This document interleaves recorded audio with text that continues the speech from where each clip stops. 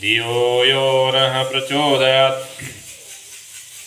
स्मृत्योः पदं लोपन्ते यदेद्राभ्य आयुः प्रतरं दधाना आप्याम्नं प्रजाया धनेन शुद्धः पुतः भवत् यज्ञियासः।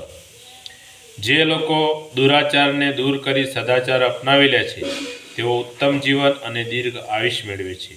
ધન અને સંતાનયુક્ત શરીર થઈને શારીરિક અને માનસિક પવિત્રતા પ્રાપ્ત કરે છે. મનુષ્ય જીવન ઈશ્વરની એક અણમોલ ભેટ છે. જે સગવડો બીજા કોઈ જીવજંતુને નથી મળી તે મનુષ્યને મળી છે. હસવું, બોલવું, લખવું, વાંચવું, વિચારવું, કુટુંબ, ચિકિત્સા, ઉદ્યોગ, રહેઠાણ, વાહન, મનોરંજન વગેરે સાધનો મનુષ્યને મળ્યા છે અને તે બીજા પ્રાણીઓને મળ્યા નથી. મનુષ્ય ઉપર જ ઈશ્વરની આટલી વિશેષ કૃપા શા માટે છે? સંસારમાં પ્રત્યેક પ્રાણી જન્મ લે છે અને થોડા સમય પછી મૃત્યુને ભેટે છે. મૃત્યુ ક્યારે તેને કચડી નાખે છે તે કોઈની જાણી નથી શકતું.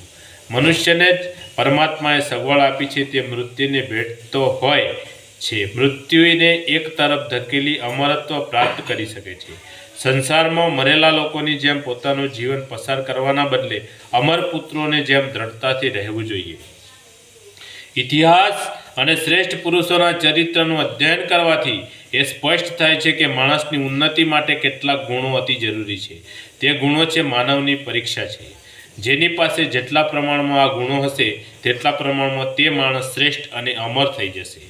જગતના બધા મહાપુરુષોના જીવન આ જ ગુણોથી પરિપૂર્ણ છે. આ ગુણોનો વિકાસ કર્યા વગર કોઈ પણ માણસ અમરત્વના સિંહાસન પર આરૂઢ થઈ શકતો નથી.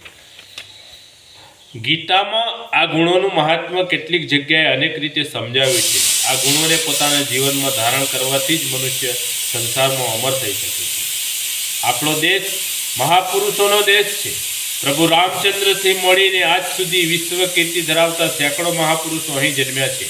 પરંતુ ફક્ત મહાપુરુષોના નિર્માણથી જ કામ ચાલી ન શકે.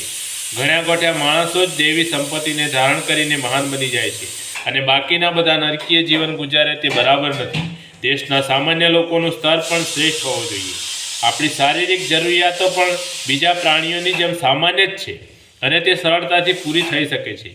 પણ આપણે આપણી વધારાની શક્તિને ભોગવિલાસ, સંગ્રહ, અહંકાર વગેરે પૂરા કરવામાં વાપરતા રહીએ છીએ અને જાત જાતના દુરાચારમાં અમૂલ્ય જીવનને બરબાદ કરીએ છીએ. આપણે આ જીવનના ઉદ્દેશને ભૂલી જઈએ છીએ અને મરેલા મનુષ્યની જેમ મનુષ્યના આ ભારને ઉચકીને જીવનની ગાડીને ઢસડીએ છીએ. આપણે હંમેશા યોગ્ય આહાર વિહાર, વ્યાયામ, તપ વગેરે દ્વારા શરીરને શુદ્ધ અને અંતઃકરણને પવિત્ર બનાવી શુભ કર્મ કરતા યજ્ઞીય જીવન જીવવું જોઈએ. તો આપણે 100 વર્ષ સુધી પણ વધુ સમય સુધી ઉત્તમ ધન અને શ્રેષ્ઠ સંતાનનું સુખ ભોગવી શકીએ છીએ અને આત્માની અમરતાનો આનંદ પ્રાપ્ત કરી શકીએ છીએ. બોલીએ સદગુરુ ભગવાનનો જય. આજ કા આનંદનો જય. આદ્ય શક્તિમાં ગાયત્રી માતનો જય. પોતપોતાના માત પિતાનો જય. કુળદેવી માતનો જય. ઓમ ગમ ગણપતે નમઃ. પાર્વતી પતય હર હર મહાદેવ હર.